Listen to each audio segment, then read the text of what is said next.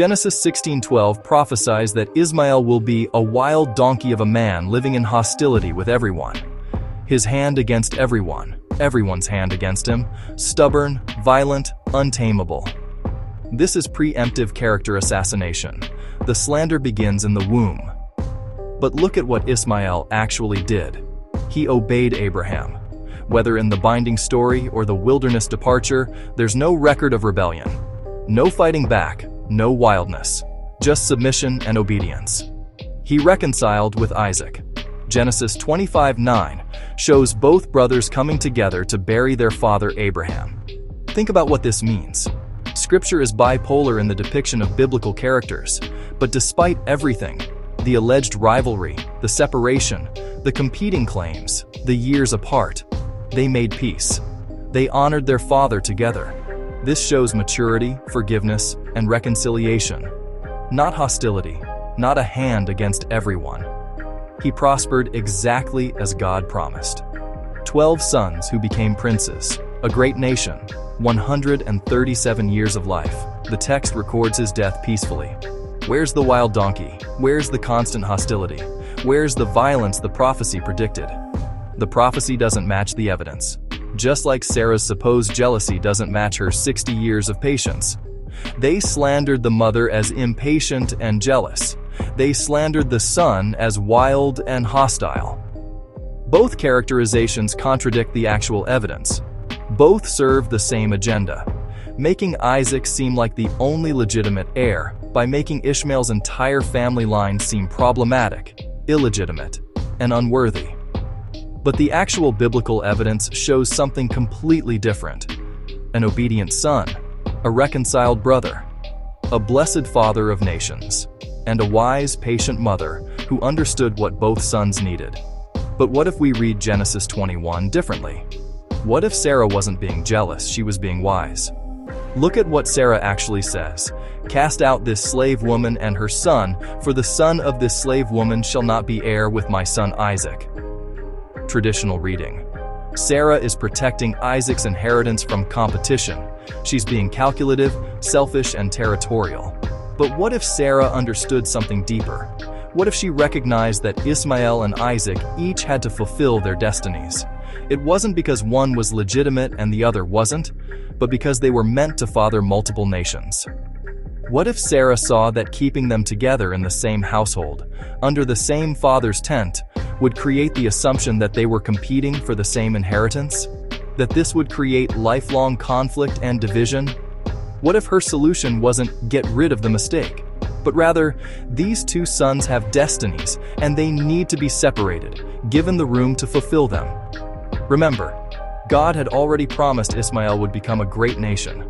God had already blessed him with the 12-son structure, mirroring Isaac's blessing. Ishmael's destiny was secure. Sarah might have understood that for both sons to fulfill their destinies, they needed to separate, not because one was illegitimate, but because they had missions. Different nations to father, different paths to walk. And the evidence supports this reading. Ishmael didn't become wild and hostile. He became exactly what God promised, a great nation. And he reconciled with his brother. The separation didn't create permanent enmity. It created space for both destinies to unfold. And here's something crucial. Read Genesis 21 carefully. The traditional interpretation calls this an abandonment or exile into the wilderness to die. But look at what actually happens. Abraham gives Hagar bread and water. Traditional interpretation says that's barely enough. He's sending them to die. But what if Abraham was providing traveling provisions, knowing they had a destination? The text says Hagar wandered in the wilderness of Beersheba and ran out of water. But Beersheba was near inhabited areas. It wasn't deep desert. And when they run out of water, what happens? God appears. An angel shows Hagar a well. God reiterates his promise that Ishmael will become a great nation. The text says God was with the boy as he grew up. This doesn't sound like abandonment. This sounds like a divinely guided relocation. Hagar and Ishmael don't die. They thrive. Ishmael grows up in the wilderness of Paran, becomes an expert archer, and his mother gets him a wife from Egypt, her homeland. He becomes the father of 12 princes, exactly as God promised. And here's the key. When Abraham dies in Genesis 25, who buries him? Isaac and Ishmael, together. They're both present. They're both honoring their father. There's no indication of lifelong enmity or permanent separation. The cast into the wilderness to die narrative is imposed drama. The text shows something different. A necessary separation so both sons could fulfill their distinct destinies, followed by continued relationship and eventual reconciliation. Sarah understood this. She wasn't cruel. She was wise. She saw what both sons needed, and she had the courage to make the difficult decision that would allow both destinies to unfold. And here's what really destroys the abandonment narrative. Abraham visited them. Islamic tradition preserves detailed accounts of Abraham visiting Hagar and Ishmael multiple times. These weren't one-time mercy checks. These were ongoing relationship visits. Father visiting son, maintaining connection across the distance. The most significant visit? When Abraham and Ishmael rebuilt the Kaaba together in Mecca. The Quran describes them working side by side, raising the foundations of the sacred house, both praying to God. Think about what this means. If Abraham abandoned Ishmael to die in the wilderness, why would he later travel to visit him? Why would they collaborate on building one of the most sacred sites in human history? This wasn't abandonment. This was relocation with maintained relationship. The biblical text is silent on these visits, but silence isn't denial. The biblical narrative simply doesn't follow Ishmael's story in detail after the separation. But Islamic tradition, which shares the same patriarch, preserves what happened. Abraham remained Ishmael's father. They maintained connection. They built together. The cast out and forgotten narrative requires erasing these visits. It requires pretending Abraham never saw Ishmael again. But the Islamic sources, equally valid historical traditions about the same family, tell a completely different story. Abraham visited. Father and son maintained relationship. And together, they built something sacred that endures to this day, visited by millions annually. That's not abandonment. That's not rejection. That's a father and son fulfilling different destinies while maintaining their bond. So why doesn't the biblical text mention these visits? Why is the separation presented as if it's permanent? Because the Isaac-only agenda requires total separation. If Abraham maintained relationship with Ishmael, if they built sacred sites together, if the father-son bond continued, then Ishmael remains central to Abraham's story. He remains a legitimate heir with an ongoing relationship to the patriarch.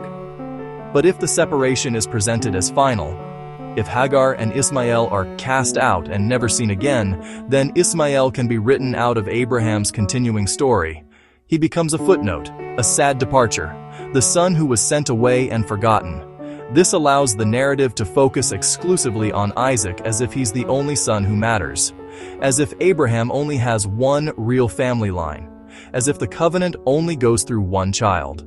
So the visits get erased, the ongoing relationship gets omitted. The Kaaba rebuilding and restoration collaborations gets left out. The biblical text goes silent on Ishmael after the separation, not because nothing happened, but because what happened doesn't serve the Isaac-only agenda. Islamic tradition preserves what the biblical editors omitted. Abraham was father to both sons throughout his life. He maintained relationship with both. He collaborated with both. Both lines remained legitimate and blessed. The only way to make Ishmael seem abandoned is to erase the evidence that he wasn't. And that's exactly what they did. So who was Sarah really? Scripture across 3 traditions praises her. Hebrews 11 lists her among the heroes of faith. 1 Peter calls her an example of holy women who hoped in God. Islamic tradition honors her as a prophet's wife and mother of nations. She waited 60+ years for Isaac. She demonstrated patience beyond human understanding. She walked with Abraham through impossible circumstances, trusted God through biological impossibility, and bore a son at 90 years old. This is not a jealous, petty woman. This is not someone who becomes irrational and cruel at the presence of another woman's child whom she helped raise. If we remove the imposed interpretation, Sarah emerges as she actually was: patient through decades of barrenness. Wise in understanding both sons needed separate paths. Strategic in recognizing different destinies required different contexts. Protective of both sons' futures, not just Isaac's inheritance. Faithful to God's plan, even when it required difficult decisions. Courageous enough to make the hard call that served both destinies. And Ismael? He was exactly what God promised: blessed, prosperous, peaceful, and reconciled with his brother. The traditional interpretation doesn't honor Sarah or Ishmael. It degrades them both into stereotypes to serve an agenda. But the text, read without bias, shows a woman of strength, wisdom, and extraordinary faith, and a son who fulfilled God's promise peacefully and obediently. This is the same pattern we've seen throughout the series, now fully visible. Genesis 16, Sarah's wisdom, rewritten as impatience. Genesis 16, Ismael's blessing, rewritten with prophecy of wildness. Genesis 21, Sarah's protection, rewritten as jealousy. Ismael's actual life, obedient, peaceful, reconciled, ignored to maintain wild characterization. Hagar, Egyptian royalty, rewritten as lowly servant. Hagar's humility, rewritten as haughtiness.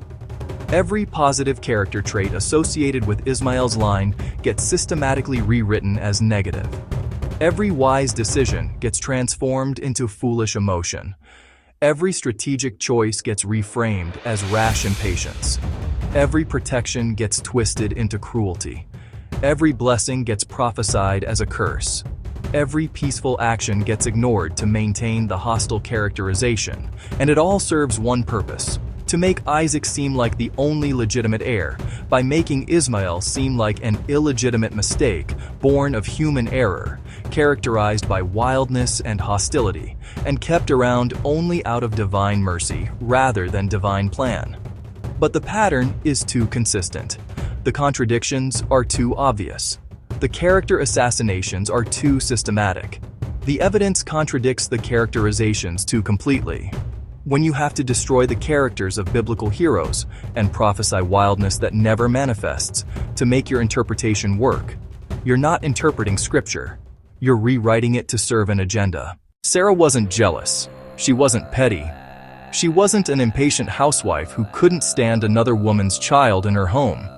She was a woman who waited 60 years for a miracle, who demonstrated faith that outlasted biological possibility, who made wise, strategic decisions about her household and both of her sons' futures. And Ismael wasn't wild or hostile. He was obedient, peaceful, and blessed. He reconciled with his brother and fulfilled God's promise exactly as spoken.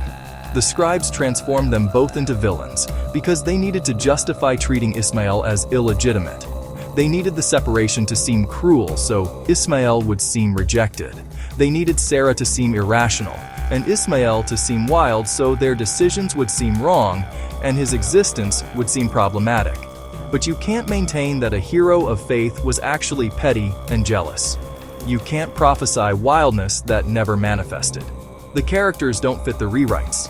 The evidence contradicts the characterizations, and that exposes the agenda. And they erase the visits. Abraham traveled to see Ishmael. They built the Kaaba together. They maintained their father-son bond.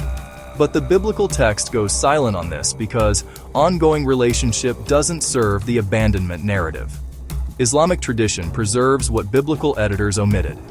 Abraham remained father to both sons throughout his life. The pattern is complete. Slander the mother as jealous.